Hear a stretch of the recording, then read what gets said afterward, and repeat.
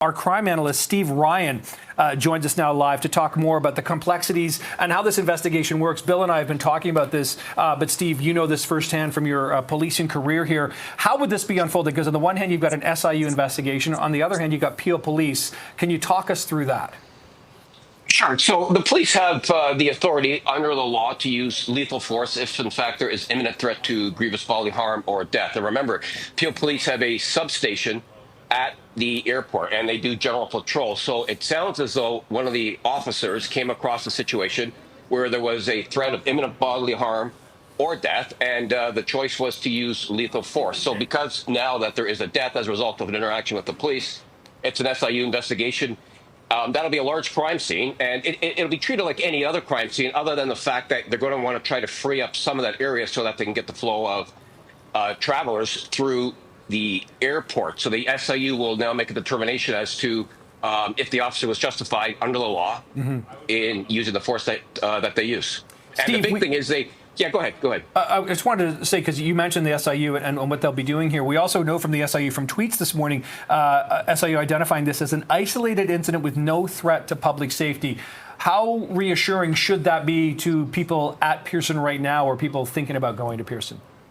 Oh, they can take that to the bank, 100%, because the SIU or the police service involved, they don't have to give that information just because. They give it when they are 100% satisfied there is no threat to public safety. So it sounds as though it was an isolated incident whereby an officer was either came across this incident or was called to that area of the airport where there was this imminent threat of grievous bodily harm or a death. So it does sound as though it was isolated. That's an important point that you make, though, Nick, because that is an international airport. It's got a lot of passengers going through. So the main priority after that incident occurred would have been to make sure that that area was, in fact, free and clear of any other outstanding suspects or people that may have been injured as well. So once they were satisfied that that wasn't the case and this was isolated, that's when they made that announcement. So that is probably the most important announcement right now that people could hear today, and that would be that it was in fact isolated. And speaking of that, Steve, of course, there's an enormous amount of curiosity. You mentioned this is an international airport. This is the center of,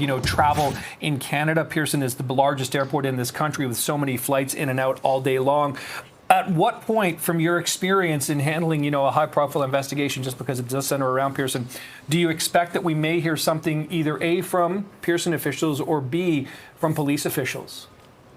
Most likely we'll hear something, may not be a lot, but we'll hear something later on this afternoon from the SIU. Now, the police, of course, under the law, are prohibited from talking about the incident unless, of course, they get permission from the Special Investigations Unit. So I'm sure we'll hear something with regards to what led up to this, and then there'll be an investigation as to a critique of whether or not the actions were justified under the law.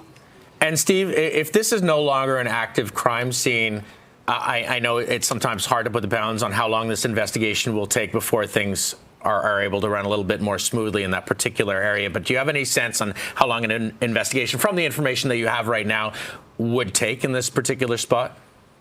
Yeah, given that it is an unusual crime scene, Bill, as you said, I would imagine that they will continue with the sealed off area as they collect the forensic evidence. But a good part of that airport will most likely open up within the next few hours. And I say that only because of the situation, right? You look at the crime scene itself. It's a busy airport. You don't want to tie up airport traffic unnecessarily. And given the fact that they are satisfied, they being the police and the investigators are satisfied that this is not an ongoing occurrence, and it was in fact isolated, they will be able to isolate that crime scene itself and then divert that foot traffic and travelers to another part of the airport.